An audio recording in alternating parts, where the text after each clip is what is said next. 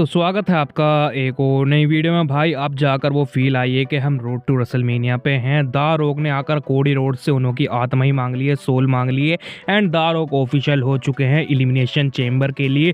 क्या हुआ है आज की स्मैकडाउन में सारी बात करने वाले हैं इस वीडियो में, इसलिए वीडियो चिपके रहिएगा, वीडियो को शुरू से लेकर लास्ट तक देखिएगा। सबसे पहले इन्होंने शो की शुरुआत में ही द रॉक के रिटर्न को बिल्ड करना चालू कर दिया था। मैंने आपको बताया था कल वाली वीडियो में कि कोडी रोड्स का 6 मैन टैग टीम मैच होने वाला है। तो Nick Aldis and Cody Rhodes back stage में मिलते हैं एंड कोडी रोड्स आकर निक एल्डिस कहते हैं कि तुम अब 6 मैन टैग टीम मैच में रेसल नहीं करने वाले हो। अब कोडी रोड्स यहाँ पर पूछते हैं क्यों, ऐसा किसने कहा है तुमसे। यहाँ पर वे कहते हैं कि फाइनल बॉस ने ऐसा कॉल कराया, तुम उस मैच में रेसल नहीं करने वाले हो और फाइनल बॉस तुम्हें अपने साथ रिंग में देखना चाहते हैं। अब इन्होंने शो की शुरुआत में हमें हाइप कर दिया था कि Cody Rhodes and the rock के बीच में आज कुछ ना कुछ तो होने वाला है। रेसलमेनिया की अनाउंसमेंट तो होगी, लेकिन इन दोनों के बीच में और भी कुछ होने वाला है। अब वो होता क्या है उसकी बात हम बाद में करेंगे।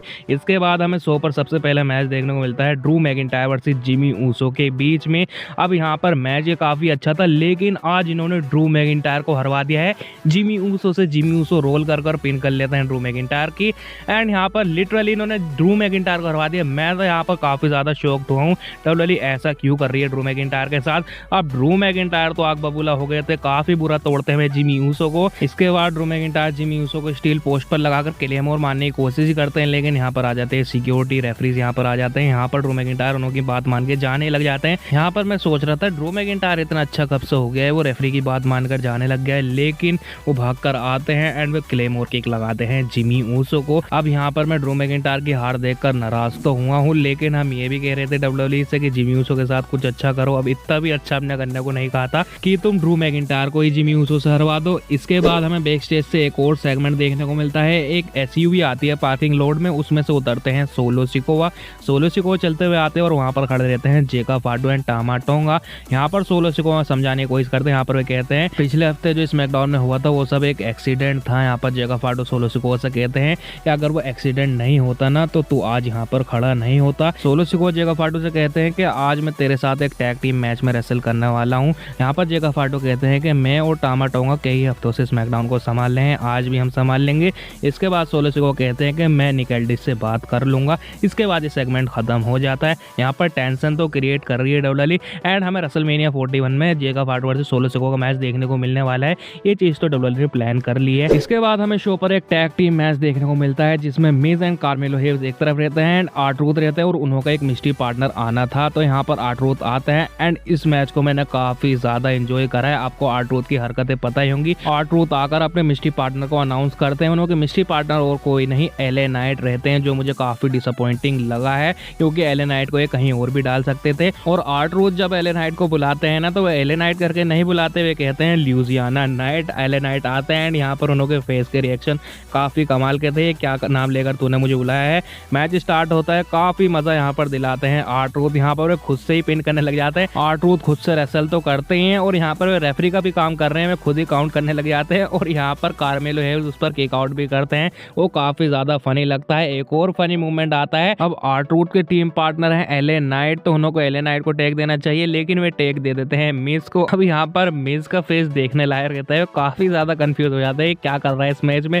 मैच चल रहा है, मजाक चल रहा है। मैच के लास्ट में क्या होता है, एलए नाइट कार्मेलो हेव्स को पीटते हुए रिंग साइड पर चले जाते हैं। वहां पर आ जाते हैं नाकामोरा अपना किंगशासा लगा देते हैं एंड रिंग में अब कार्मेलो हेव्स अकेले रहते हैं। आर्ट्रूथ को मिज एंड कार्मेलो हेव्स अपना फिनिशर लगाते हैं, पिन करते हैं। यहाँ पर वे इस मैच को जीत जाते हैं। काफी फनी है मैच था, इसे आपको जरूर से देखना चाहिए। इसके बाद हमें शो पर टिफनी स्टैटन वर्सेस कैंडिस लेरे का मैच देखने को मिलता है। टिफनी स्टैटन का थीम सॉन्ग प्ले होता है, वे आती है यहाँ पर प्रोमो कट करती है। यहाँ पर वे वही कहती हैं कि एलिमिनेशन चेंबर में टिफनी स्टैटन एंड ट्रिश स्ट्रेटस छोड़ने नहीं वाली है नाया जैक्स एंड कैंडिस लेरे को। इसके बाद टिफनी शार्लेट की बात करती हैं, वे वही बात करती हैं कि किस तरीके से उन्हें चेयर पर बैठकर मेरी बेइज्जती कर मुझे पिक करा था, मैं उसे छोड़ने नहीं वाली हूँ रेसलमेनिया में। इसके बाद नाया जैक्स का थीम सॉन्ग प्ले होता है। नाया जैक्स आते हैं, यहाँ पर वे कहती हैं कि तू कितनी ज्यादा क्यूट है, हमें कह रही है तू हमें नहीं छोड़ने वाले। यहाँ पर कैंडिस लेरे भी कहती हैं तू काफी ज्यादा क्यूट है। यहाँ पर वे कहती हैं कि तू शार्लेट फ्लेयर को हराने वाली है रेसलमेनिया में जाकर, लेकिन हम तुझे छोड़ेंगे जब भी तू रेसलमेनिया में जाएगी उससे लड़ने।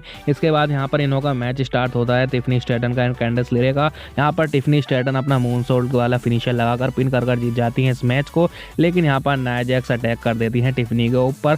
यहाँ पर ट्रिश स्ट्रेटस भी बचाने आती है, लेकिन यहाँ पर इन्हों काम नहीं बन पाता। यहाँ पर नाया जैक्स दोनों को ही डिथ्रोन कर देती है, टिफनी को एंड ट्रिश को। इसके बाद यहाँ से जाने लग जाते हैं एंड यहाँ पर शार्लेट फ्लेयर भी आती हैं एंड वो इशारा करती हैं रेसलमेनिया के साइन की तरफ को। बिल्ड इन्होंने काफ़ी अच्छी हो सकती है एंड काफ़ी ज़्यादा मजा भी आने वाला है इन्हों के एलिमिनेशन चैम्बर मैच में। इसके बाद लिव मॉर्गन एंड नेओमी का मैच होना रहता है, लेकिन Liv Morgan and Raquel Rodrigues पहले अटैक कर देती है नेओमी एंड बियांका ब्लेयर को ऊपर एंड यहाँ पर काफ़ी बुरा तोड़ती है एंड WWE ने अब दिखा दिया है कि Liv Morgan and Raquel Rodrigues ने अटैक करा था जेड कारगिल के ऊपर। क्या हम सोच रहे थे, लेकिन क्या इसे बेकार बना दिया है।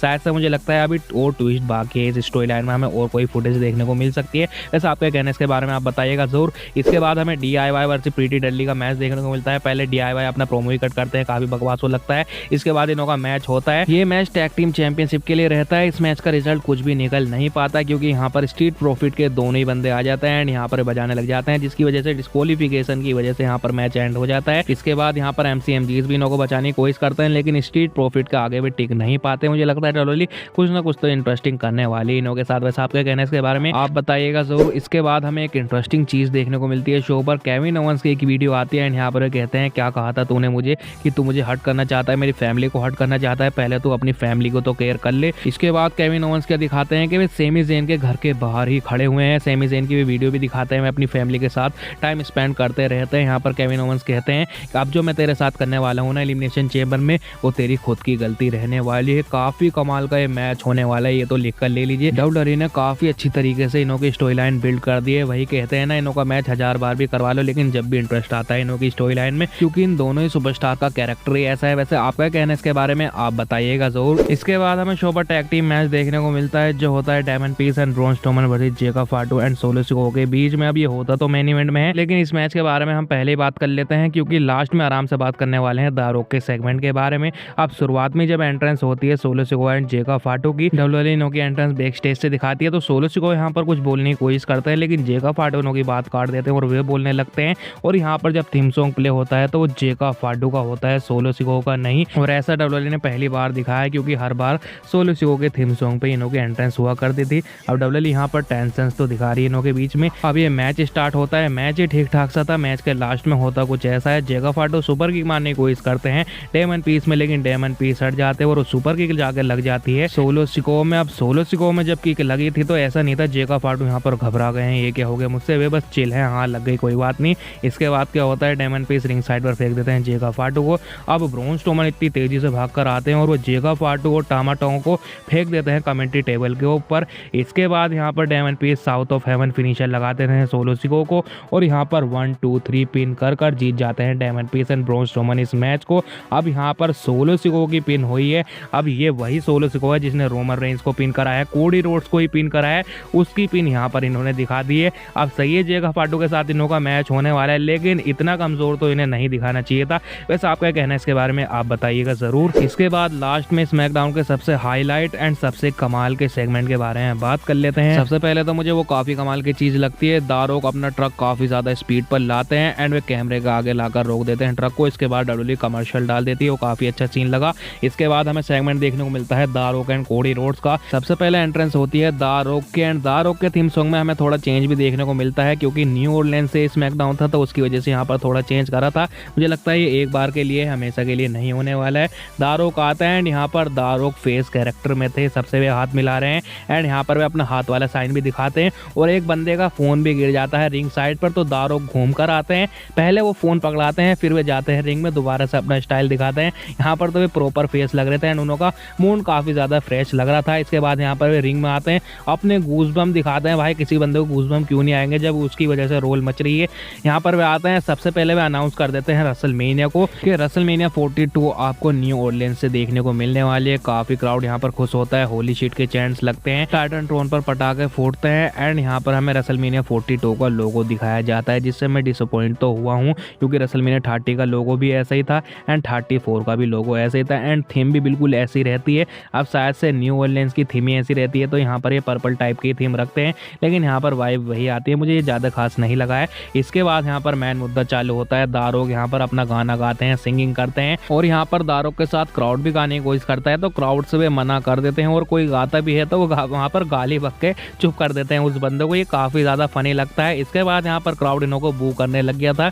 अब यहाँ पर ये चीज़ मुझे काफ़ी अच्छी लगती है, द रॉक किस तरीके से अपने कैरेक्टर को एकदम से चेंज कर देते हैं, इसीलिए मुझे काफ़ी ज़्यादा अच्छे लगते हैं द रॉक के प्रोमोज। इसके बाद दारोक कहते हैं कि वे इससे ही बड़ी अनाउंसमेंट करने वाले हैं। वे एक ऐसे बंदे को बुलाने वाले हैं जिसको वे काफी ज्यादा पसंद करते हैं और जिसकी वे काफी ज्यादा रिस्पेक्ट करते हैं। और दारोक यहाँ पर ऐसा कॉल करके कहते हैं the one and only WWE champion Cody Rhodes आ जाए। यहाँ पर थीम सॉन्ग प्ले होता है, वही शानदार तरीके से वे अपनी एंट्रेंस करते हैं और दारोक के यहाँ पर ऐसे रिएक्शन रहते हैं, वे हाथ बांधकर एक तरफ को खड़े रहते हैं। इसके बाद कोडी रिंग में आते हैं, दारोक हाथ मिलाते हैं, गले मिलते हैं, वे किस भी करते हैं कोडी के गाल पे। यहाँ पर क्राउड चैंट्स करने लग जाता है। यहाँ पर दारोक कोडी से कहते हैं काफी अच्छा लगता है, काफी अच्छा फील होता है जब ऐसे चैंट्स लगते हैं। इसके बाद दारोक कहते हैं कि पिछली साल की रेसलमेनिया के बाद से अब हम काफी अच्छे दोस्त बन गए हैं। इसके बाद वे कहते हैं कि लास्ट टाइम हम दोनों की मुलाकात रो नेटफ्लिक्स प्रीमियर पर हुई थी, वहां पर मैंने तारीफ करी थी तेरी, किस तरीके से तूने कंपनी को संभाल रखा है और अब भी मैं उस चीज को मीन करता हूँ, अब भी मैं उसकी रिस्पेक्ट करता हूँ। इसके बाद दारोक कोडी रोड्स को अपनी पावर बताते हुए कहते हैं तुझे पता ही होगा TKO क्या है और मैं TKO का बोर्ड ऑफ डायरेक्टर हूँ,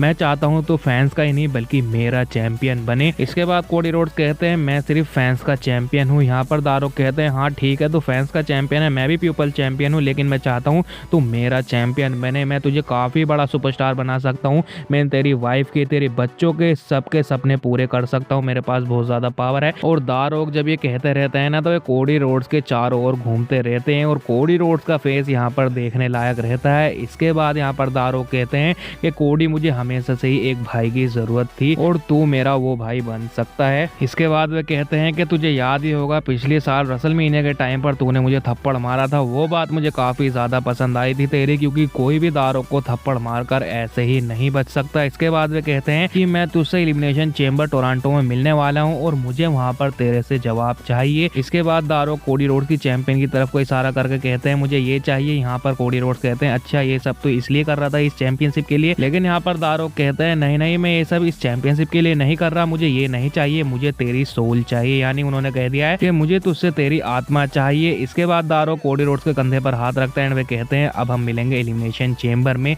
इसके बाद दारोक चले जाते हैं एंड वे अपने सन ग्लासेस उतार कर भी देखते रहते हैं कोडी रोड्स को।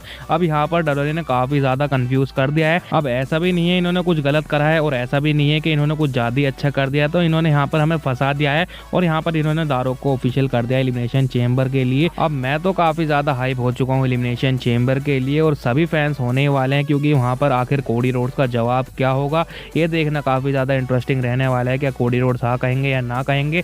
अगर उन्होंने ना कर दिया फिर तो खैर नहीं है कोडी रोड्स की, फिर तो शायद से हमें रेसलमेनिया में इनों का मैच देखने को मिल सकता है। लेकिन इससे अब हम एलिमिनेशन चेंबर मैच के बारे में क्या सोचें, क्या वो बिल्कुल बेकार मैच है, उसका कोई मतलब नहीं रहा क्योंकि दारोक रेसल करने वाले हैं कोडी रोड्स के साथ, या फिर हमें ऐसा कुछ सीन देखने को मिल सकता है दारोक एलिमिनेशन चेंबर मैच में उतर जाए एंड वहां से फिर हमें दारोक जीतते हुए दिखाई दे, कुछ भी हो सकता है। वैसे आपका कहना है कि हमें देखने को मिल सकता है, आप कमेंट्स में जरूर से बताइएगा। तो ये कुछ देखने को मिलता है हमें आज के स्मैकडाउन में। आपको आज का स्मैकडाउन कैसा लगा और मेरा रिव्यू कैसा लगा कमेंट्स में जरूर से बताइएगा। तो बस आज की वीडियो यहीं तक की थी, आपको वीडियो कैसी लगी कमेंट्स में जरूर बताना है और आपको इसी तरह की वीडियो देखना पसंद है तो हमारे चैनल को जरूर से सब्सक्राइब करना है। मैं मिलता हूँ आपसे नेक्स्ट वीडियो में, तब तक के लिए बाय बाय।